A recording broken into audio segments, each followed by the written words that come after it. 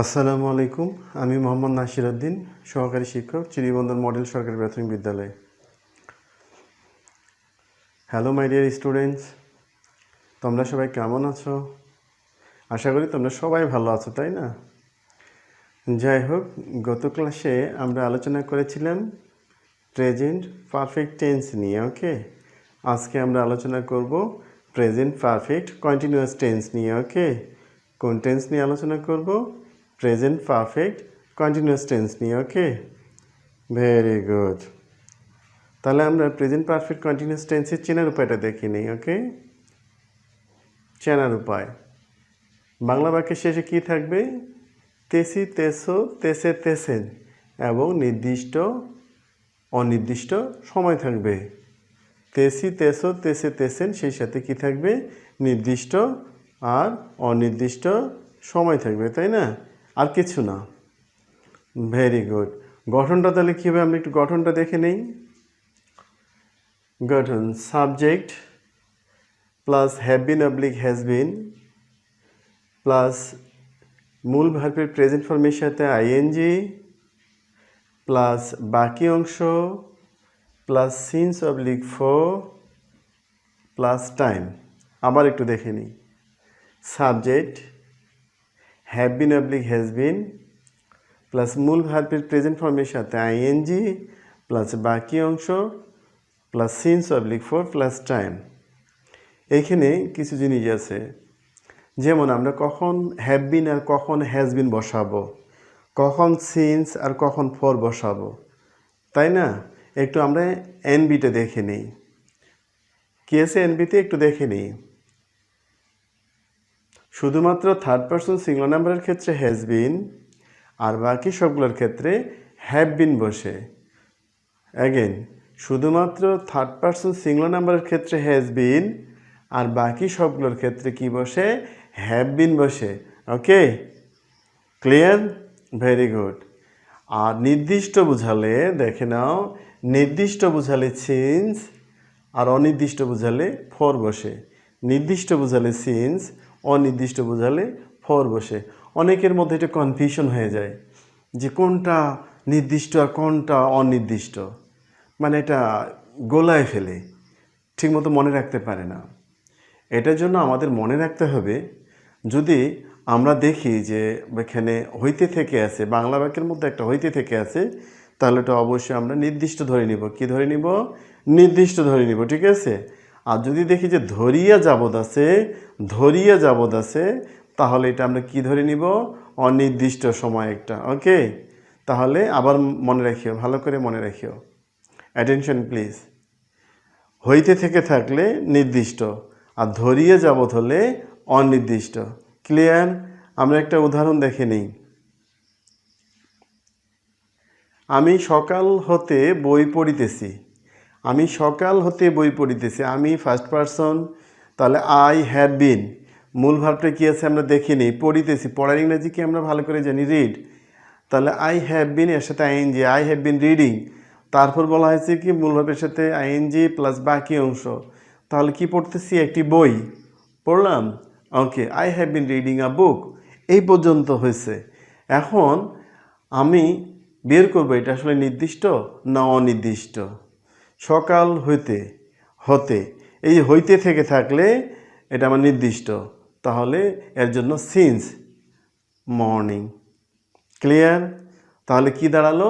I have been reading a book since morning. Okay, I have been reading a book since morning.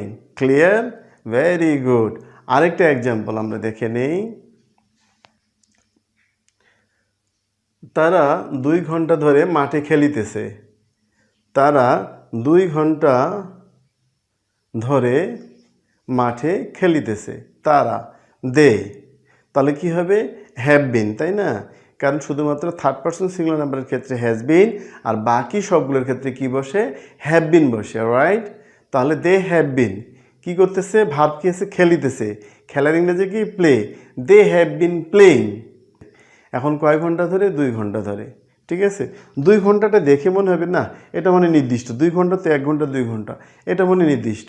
কিন্তু না, আমাদের খেয়াল রাখতে হবে হইতে থেকে থাকলে নির্দিষ্ট, আর ধরিয়া যাব থাকলে অনির্দিষ্ট যদি আমাদের মনে না থাকে, তাহলে আমাদের ধরে আছে এখানে। তাহলে কি হবে? 2 ঘন্টার জন্য অনির্দিষ্ট সময়ের জন্য কি হবে? ফর হবে, for 2 hours। Okay, got it? সেন্টেন্সটা যদি প্রশ্নবোধক হয় তাহলে আমরা কি করব? আমরা একটু স্ট্রাকচারটা দেখে নিই। স্ট্রাকচারটা দেখলে আমরা একটু ক্লিয়ার হয়ে যাব। কি করব? Have oblique has plus subject plus been plus মূল ভার্বের প্রেজেন্ট ফর্মের সাথে আইএনজি প্লাস বাকি অংশ plus since oblique for plus time plus প্রশ্নবোধক চিহ্ন। ঠিক আছে? তাহলে আমরা কি করব? প্রশ্নবোধক যদি হয় হ্যাভ বা হ্যাজ নিব, তারপর সাবজেক্ট নিব, তারপর বিন নিব, তারপর কি করব? মূল ভার্বের প্রেজেন্ট ফর্মের সাথে আইএনজি যোগ করব, তারপর কি করব? বাকি অংশটা নিব, তারপর সিন্স অবলিক ফর নিব, তারপর সময়টা নিব, তারপর আমরা কি করব? প্রশ্নবোধক চিহ্ন। ক্লিয়ার? কার ক্ষেত্রে হ্যাভ বিন আর কার ক্ষেত্রে হ্যাজ বিন এটা তো আমাদের জানা হয়ে গেছে। আমরা একটা প্রশ্নবোধকের এক্সাম্পল দেখে নিই, তাহলে আমাদের জন্য সুবিধা হবে। তোমরা কি সকাল থেকে মাঠে হাঁটিতেছ? তোমরা কি সকাল থেকে মাঠে হাঁটিতেছ? এই যে তোমরা কি সকাল থেকে মাঠে হাঁটিতেছ, তাহলে কি হলো? এখানে আমরা প্রশ্ন করছে তোমরা, এর জন্য আমরা কি নিব? প্রথমে হ্যাভ নিব, হ্যাভ ইউ, তারপর বিন, হ্যাভ ইউ বিন মূল ভার্বের সাথে আইএনজি, হাঁটা হলো মূল ভার্ব, ওয়াকের সাথে ING, have you been walking, কোথায় হাঁটতেছে? মাঠে। ইসান ভেদে আসলে কি করতে হবে? আমরা প্রথম টেন্সে শিখে গেছি, তাই না? ইন দা বসাতে হবে, ইন দা ফিল্ড। কখন থেকে? সকাল থেকে, since morning. Clear? Very good. এবার সেন্টেন্সটি যদি না বোধক হয় তাহলে আমরা কি করব? সেন্টেন্সটি যদি না বোধক হয় তাহলে আমরা কি করব? একটু আমরা স্ট্রাকচারটা দেখে নিই। ওকে, না বোধকের ক্ষেত্রে কি হবে? Subject plus have not oblique has not plus been plus মূল ভার্বের সাথে আইএনজি, মানে মেইন ভার্বের প্রেজেন্ট ফর্মের সাথে আইএনজি বা ভার্ব প্লাস আইএনজি প্লাস বাকি অংশ plus since oblique for plus time. Clear? তাহলে আমরা না বোধক হলে কী করব? Subject plus have not oblique has not plus been plus মূল ভার্বের সাথে আইএনজি প্লাস বাকি অংশ plus since oblique for plus time.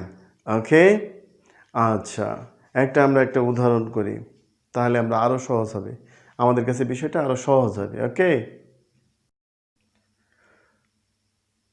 তারা 2 দিন থেকে বই পড়িতেছে না।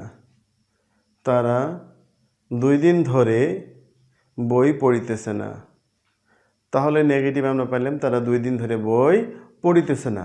তাহলে আমরা কি করব? তাহলে কি হবে? They have not been reading books for 2 days। তারা 2 দিন থেকে, কোন 2 দিন এটি নির্দিষ্ট না, ঠিক আছে? তারা 2 দিন ধরে বই পড়ছে না। তাহলে কি হবে? দে মানে তারা have not been reading books for 2 days। Clear? Very good. আমরা এবার দেখে নেই সেন্টেন্সটি প্রশ্নবোধক এবং নাবোধক হলে কি করব। সেন্টেন্সটি যদি প্রশ্নবোধক এবং নাবোধক হয় তাহলে আমরা কি করব? ওকে, কি করব? আগে আমরা এক্সাম্পলটা আমরা আগে স্ট্রাকচারটা দেখে নেই। Have oblique has plus subject plus not plus been plus মূল ভার্বের সাথে আইএনজি প্লাস বাকি অংশ plus since oblique for plus time plus প্রশ্নবোধক চিহ্ন। আবার একটু খেয়াল করি, have oblique has plus subject plus not plus been plus মূল ভার্বের সাথে আইএনজি প্লাস বাকি অংশ plus since oblique for plus time plus প্রশ্নবোধক চিহ্ন। ওকে, তো আমাদের একটা জিনিস মনে রাখতে হবে, সাবজেক্ট যদি নাউন হয় তাহলে কি করব? আমরা প্রথমেই বি ভার্বের সাথে নট করব। ওকে, আমরা একটা এক্সাম্পল দেখে নিই। লোকটি কি 7 দিন ধরে ভাত খাইতেছে না?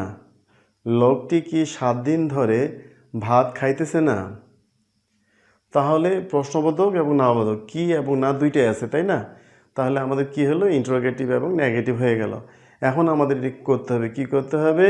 প্রথমে have oblique has plus have oblique has plus subject plus not plus been, কিন্তু লোকটি নাউন, ঠিক আছে? Hasn't the man been eating rice for 7 days, note of interrogation, প্রশ্নবোধক চিহ্ন। আবার লোকটি কি বা সে কি যদি হইতো তাহলে আবার এরকম হইতো, সে কি 7 দিন ধরে ভাত খাইতেছে না, এটা মানে নাউনের জন্য তোমাদের কাছে একটু ক্লিয়ার হয়নি ভালো করে, একটু প্রবলেম হয়ে গেছে, তাই না? একটু খেয়াল করো আরেকবার। সে কি 7 দিন ধরে ভাত খাইতেছে না, তাহলে সে third person singular number has he not been, right?